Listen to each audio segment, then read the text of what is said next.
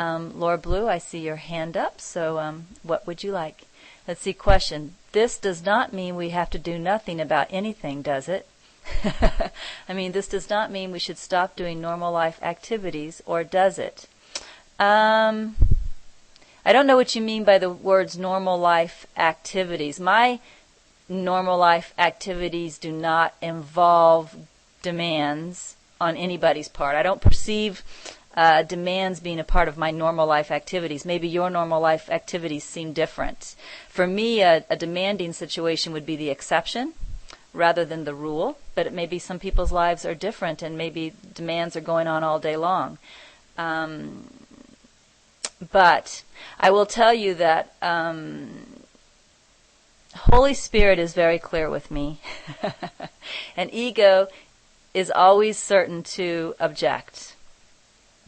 But Holy Spirit is very clear with me that when I am feeling upset for any reason, and I highlight any reason, that the very best thing for me to do is to step back and watch my mind. Okay, so now Laura Blue is saying to take control of life. For example, to wash the dishes could be seen as a kind of control. Yeah, no, it could be seen as a kind of control. Let's go ahead and use washing the dishes as an example, because I would say that's a place where I have both felt demanding and not felt demanding. So it's a great opportunity. Certainly, when Laurent first came here, Laurent did not have the same habits that I had. One of those habits would be, it's not that I don't leave dishes in the sink sometimes, but I'm the kind of person that before I leave them in the sink, I rinse them. So they're never in the sink dirty with stuff drying on, which is just going to be harder to wash later. And Laurent was the kind of person who would come and would eat and then just put the dishes in the sink and leave them there, and the stuff gets dried on there, and it's harder to clean. And I would say this was a time when I began to feel demanding. There was something in me that said, this has to be done a certain way or I can't be happy. And that's what we're talking about. This has to be done a certain way or I can't be happy. And there were many other habits that Laurent had that were different than mine. In fact, I don't know if Laurent and I had any habits in common. And so when he first arrived, you guys may have heard me say this before, what I actually experienced was feeling like I hated him.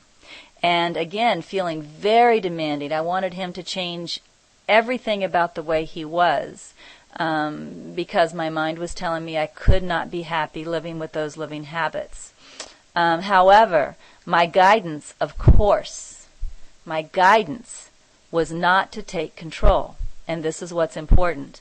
My guidance was to step back and look at my mind. And in fact, this is when a lot of really key messages came from Holy Spirit, such as the code and other really important messages that came along to help me look at my mind. It was helping me look at what was much more important than the dishes or the cleanliness of the house. It was helping me see that as I walked around thinking these thoughts of hating Laurent and resenting the dirty dishes and anything else, it was helping me to see the energy that I was both accepting as my current experience and the energy that I was sharing within our one mind. And it taught me how the thoughts that I am thinking and believing now come back again and again and again. So I get caught in a loop of hatred and resentment and misery. And what it really taught me was it wasn't the dishes at all that were making me unhappy, although that was the ego story.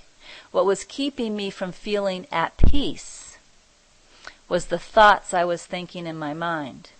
And what Holy Spirit guided me to do was nothing about the dishes other than washing them when I normally would, but not talking to Laurent about it, not asking him to adapt my habits, but to let Laurent be Laurent. This was always my guidance, to let Laurent be Laurent, and for me to look at my mind. And this was my guidance. This was what I did. And by the time Laurent left, some of his habits changed somewhat. I think sometimes when we, look at our mind, then what happens is the reflection around us then changes. So some of his habits changed somewhat. But to be honest, at the same time, like he did start rinsing dishes and putting them in the dishwasher, a lot of the time. Enough of the time that it was nice. But what was most important, at least for me, because again, it's my responsibility to accept the atonement for myself. What was most important to me is that it no longer was important to me. So some of his habits changed, and they met, what we would call my preference a little more.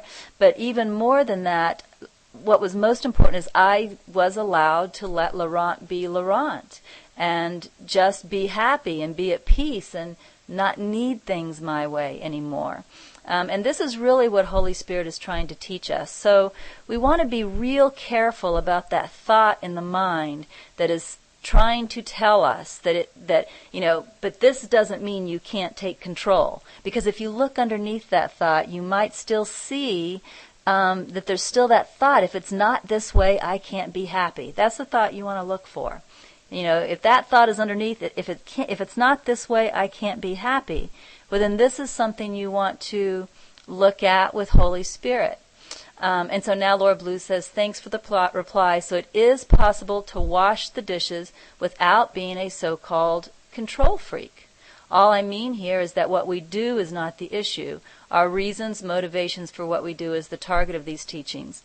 And yeah, I would say it's quite possible to do everything in life in just a flow without any control at all. You just feel to go from one activity to another, and everything gets done, and you trust everything will get done, and there's no control going on. And we can all feel the difference, about when we're getting demanding and when we're not, when we're just doing things.